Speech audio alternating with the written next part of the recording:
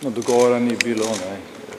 Slišali smo veliko pavšalnih razlag o tem, kako bi odprtje tega dela arhiva ogrozilo malo da ne obstoj države, obstoj slovenskih manjšin, nacionalno varnost in tako naprej.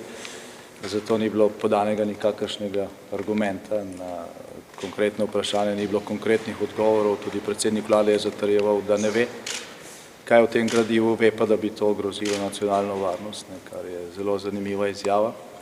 Vse bolj se kaže, da je do tega zapleta prišlo predvsem zaradi zahteve gospoda Omerza, ki je zahteval nekatere dokumente v zvezi z sicer neko drugo temo, o kateri piše knjigo.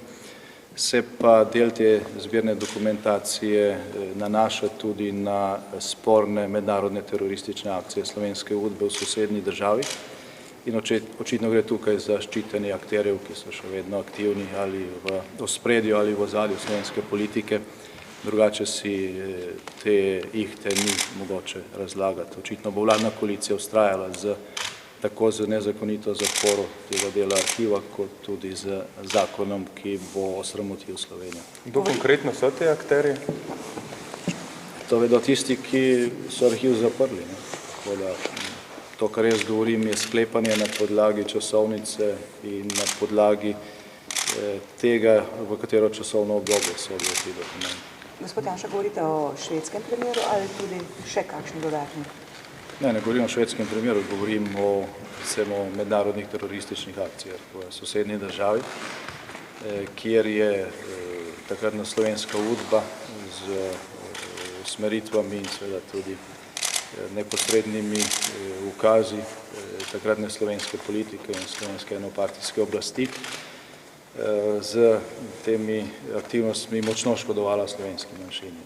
In zakrivanje teh dejanj danes sodi v isto kategorijo. Toliko let je minilo takrat, da bi se že lahko zvedela resnica o tem, ki se vse skozi doslej skriva. Je med akterji v ospredju tudi predsednik republike, že v impičmentu nekako ste na to namigovali? Predsednik republike je takrat dejal, da je za to teroristično akcijo v Velikovcu izvedel iz medijev in da tudi danes ne ve nič razen tega, kar je izvedel iz medijev. Lahko rečem, da potem, kar smo našli v javnem delu arhiva, ne v Sovi, predsednik laže. On je bil neposredno obveščen o tej akciji. Samo še za novelo zakona. Vaš predlog je bil, da se umakne.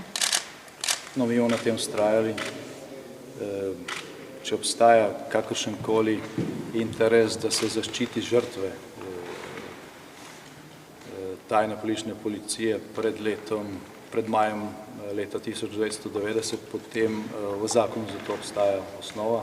Veljavni zakon o arhivih iz leta 2006 namreč določa, da posebna arhivska komisija lahko prekrije podatke o žrtvah tajne politične policije, da pa ni možno prekriti podatkov ali pa izvzeti podatkov, ki govorijo o nosilcih političnih funkcij. In mislim, da se spremembo tega zakona skuša razvrednotiti žrtve in zaščititi rablje. Hvala.